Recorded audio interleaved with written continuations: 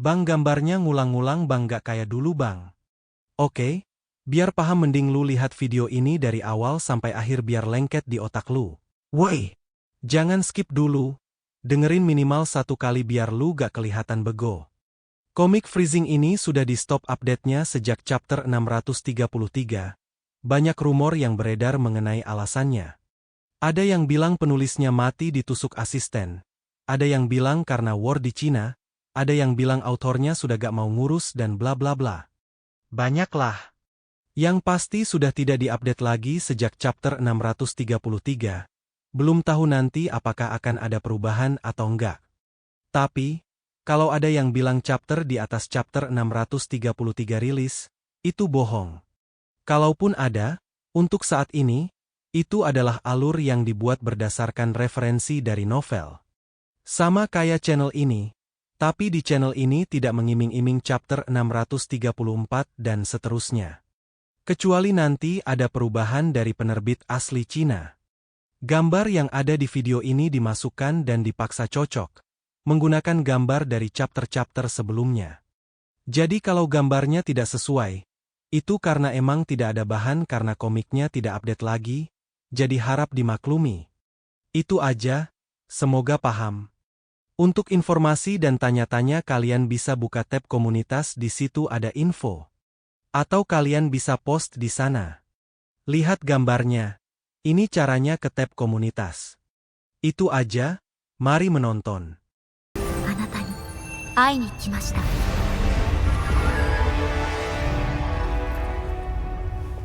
Halo semuanya, selamat datang di channel Error. Kali ini gue akan melanjutkan alur cerita Freezing the World I Built a Doomsday Safe House. Bab 772 dan 773, komik lanjutan chapter 633 yang sudah tidak update lagi. Penyelamatan tepat waktu Zhang Yi mencegah Gao Changkong membunuh Zhu Zheng. Situasinya menjadi semakin tidak menguntungkan baginya. Dia tidak bisa menembus pertahanan Zhang Yi, terutama ketika dia memiliki gema waktu. Zhang Yi bisa memprediksi semua serangannya.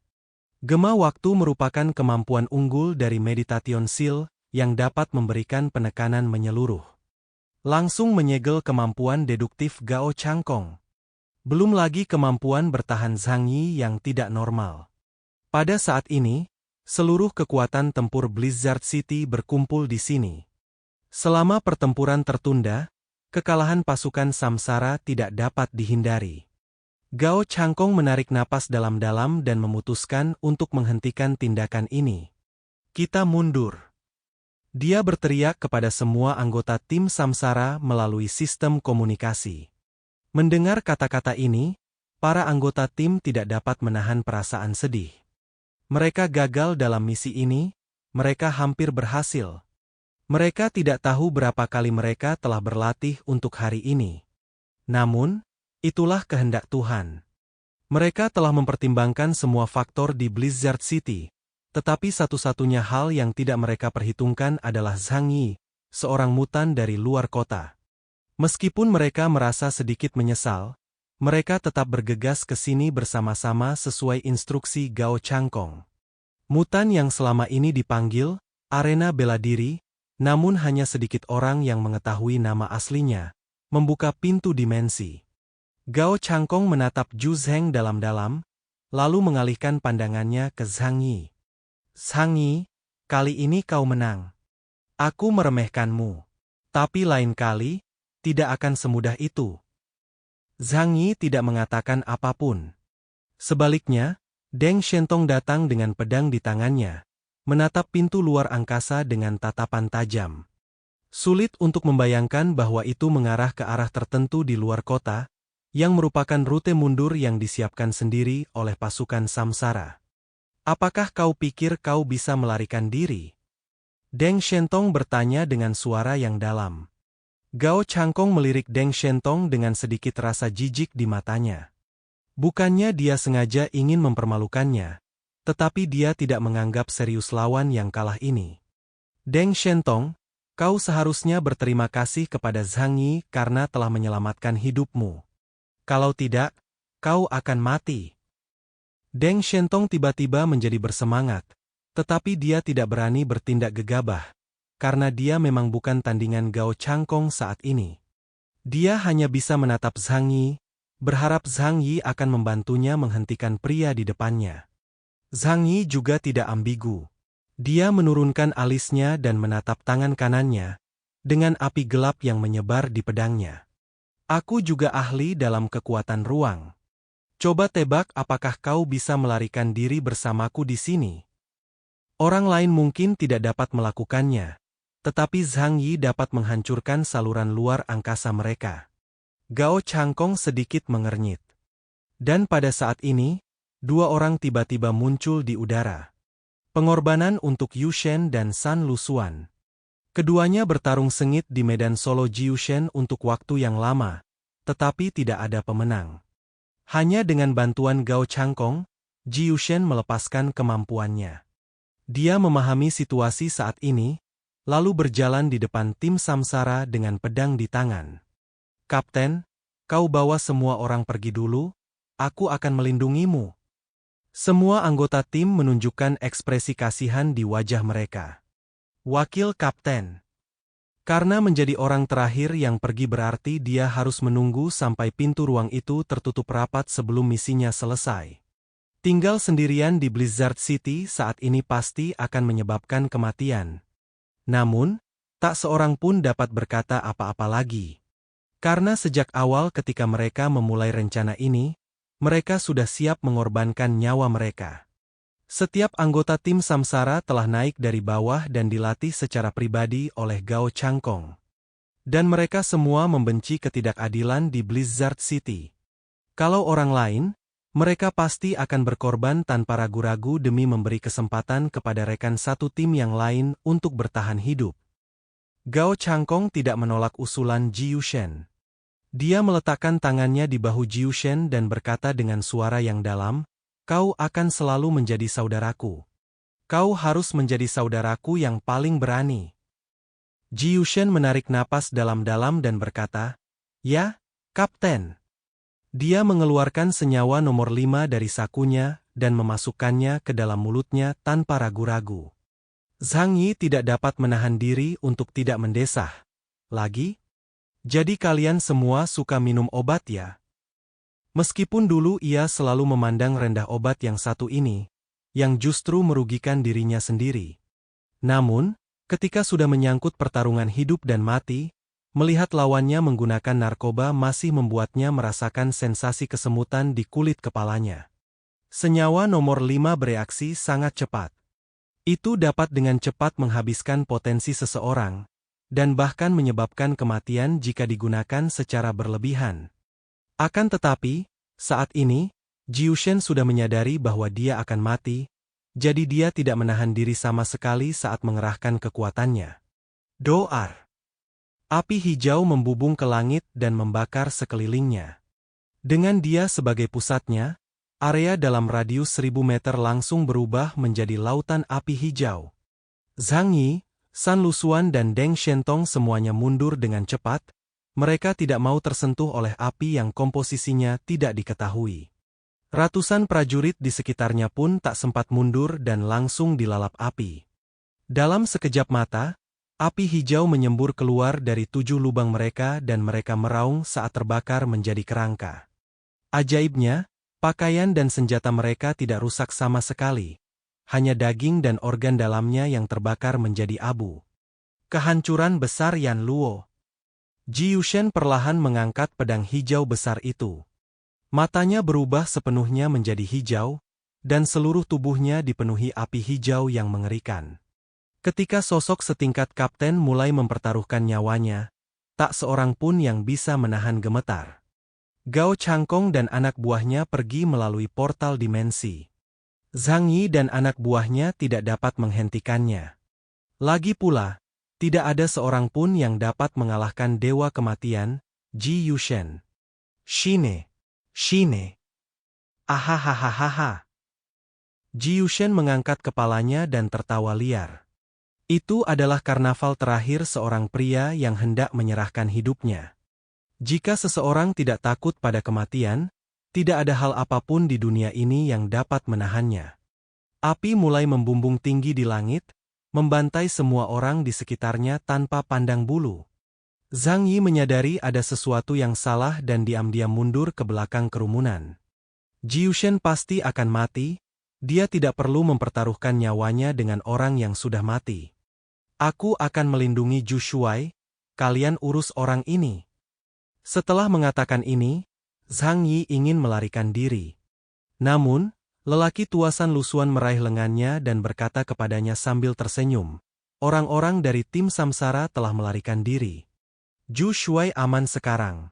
Anak muda, mari kita lawan musuh bersama-sama. Ekspresi Zhang Yi menjadi gelap dan dia mengangguk tak berdaya sebagai tanda setuju. Pada saat ini, Zhu Zheng telah meninggalkan zona perang di bawah perlindungan Lanceng. Setelah dia melarikan diri, hal pertama yang dilakukannya adalah mengeluarkan telepon satelitnya dan menghubungi kantor pusat regional Shengjing yang jauh. Halo, aku Zhu Zheng dari wilayah Jiangnan. Nama sandi, Tiger. Di medan perang depan, menghadapi Jiushen yang bertekad mati, Zhang Yi dan dua orang lainnya tidak berani bertindak ceroboh sama sekali. Kita harus mengendalikannya. Kalau tidak, Blizzard City akan hancur.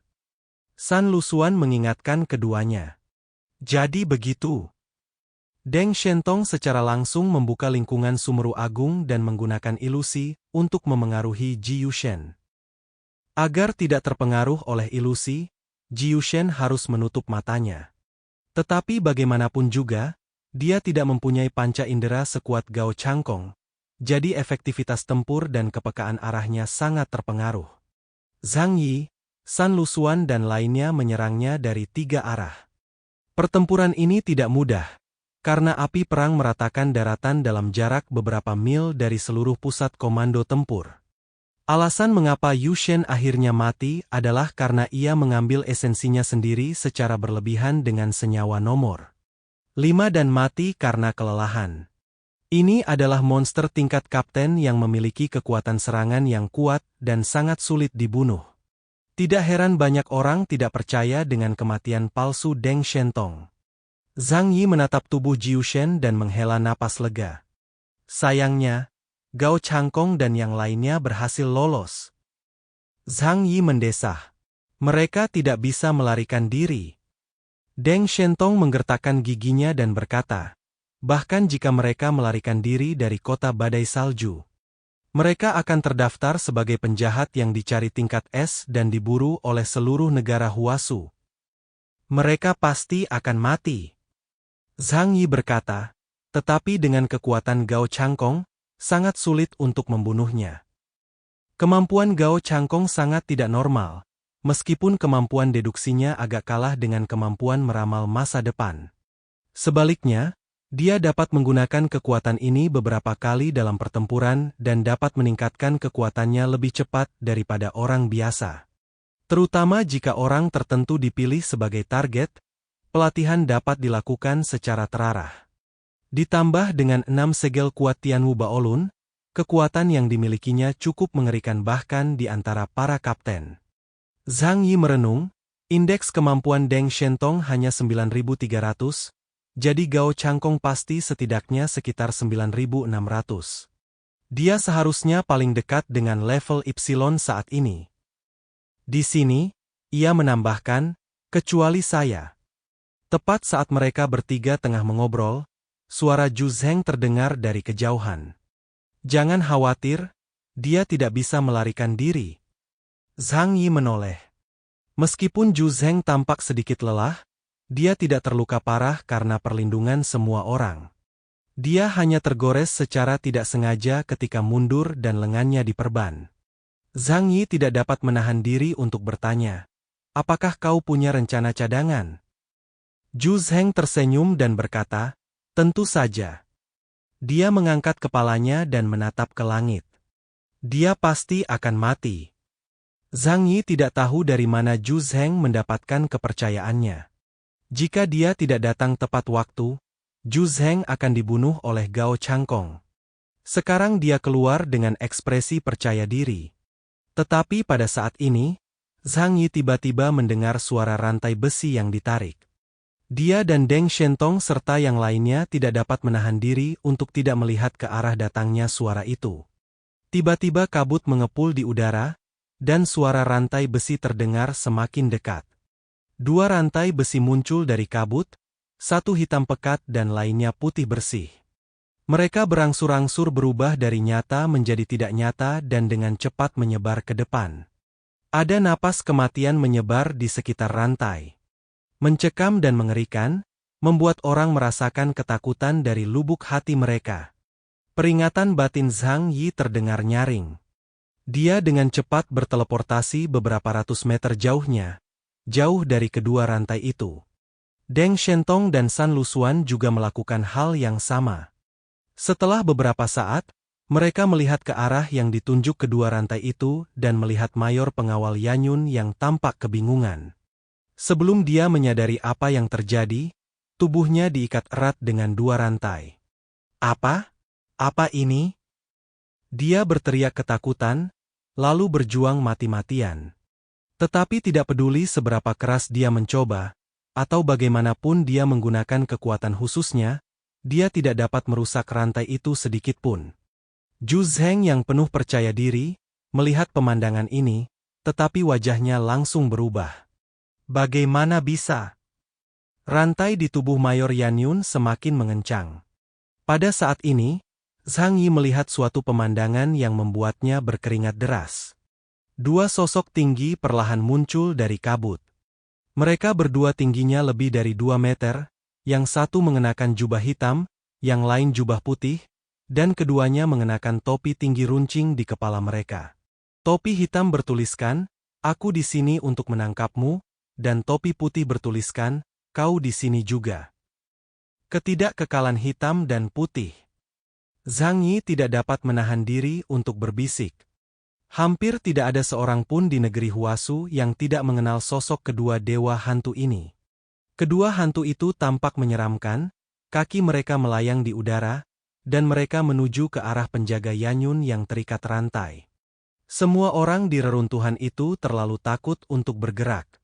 Bahkan Zhang Yi dan dua orang lainnya tanpa sadar tetap terdiam. Karena dari kedua hantu dan dewa itu, mereka merasakan kekuatan aturan yang sangat mengerikan, jauh di atas level kapten. Mayor Yanyun sangat ketakutan, dan para pengawal Yanyun di sekelilingnya pun berupaya sekuat tenaga menolongnya. Tetapi apapun yang mereka lakukan, menembak dengan senjata atau menyerang dengan kekuatan super, rantai itu tidak bergerak sama sekali.